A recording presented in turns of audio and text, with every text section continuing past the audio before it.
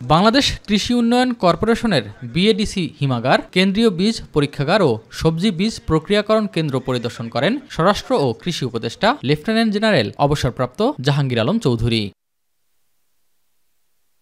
পরিদর্শন শেষে সাংবাদিকদের প্রশ্নের জবাবে তিনি জানান, ফেব্রুয়ারিতে নির্বাচনের জন্য আইনশৃঙ্খলা বাহিনী প্রস্তুত হচ্ছে।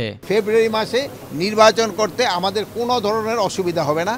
আমাদের চিফ অ্যাডভাইজার ডেটটা বলে দিচ্ছে, আমার রোড ম্যাপটা তো ইলেকশন কমিশন দিবে, আমরা ওইভাবে আমরা ইলেকশন করার জন্য প্রস্তুতি নিচ্ছি এবং আমরা ওই সময় পুরোভাবে প্রস্তুত থাকব। জনগণ হলো ডিসিশন নেবে, মানে জনগণ যেই সময় ভোটারমুখী হয়ে যাবে এবং পলিটিক্যাল পার্টিগুলোর জন্য ভোটারমুখী হয়ে যাবে, সেই সময় দেখবেন এই সব কিছু কেউ কোনো বাধা দিতে পারবে না। শুধু নির্বাচন কেন্দ্রিক নয়, সব সময়ের জন্য অবৈধ অস্ত্র প্রবেশ বন্ধে আইনশৃঙ্খলা বাহিনী কাজ করছে বলে জানান স্বরাষ্ট্র উপদেষ্টা। শুধু নির্বাচনে না, অন্য সময় যেন কোনো অস্ত্র ঢুকতে না পারে, এই জন্যই সবসময় পদক্ষেপ নেওয়া। সীমান্ত কতটা নিরাপদ? সীমান্ত সম্পূর্ণ নিরাপদ। আপনাদের আমাদের জনগণও কিন্তু সাংঘাতিক সচেতন। মিরপুরের আইনশৃঙ্খলা পরিস্থিতি পর্যবেক্ষণে দারুসালাম থানা পরিদর্শন করেন উপদেষ্টা জাহাঙ্গীর আলম।